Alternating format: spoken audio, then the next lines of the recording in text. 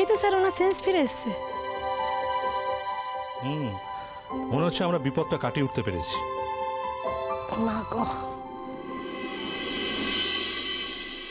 আপনার কিচ্ছু হয়নি, আপনি এবার ভালো হয়ে উঠবেন। তুমি কে গো? আমি একজন ডাক্তার।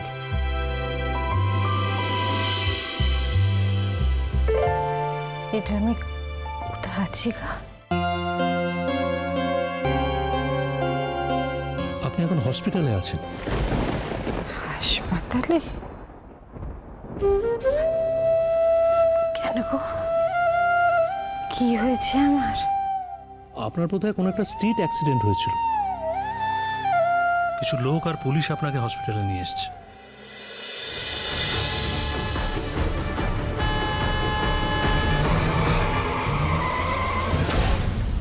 আমি পথ ধরে হাঁটতেছিলাম,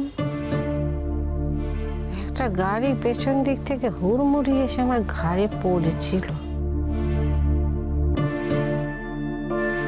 তারপর আর কিছু মনে নেই গো।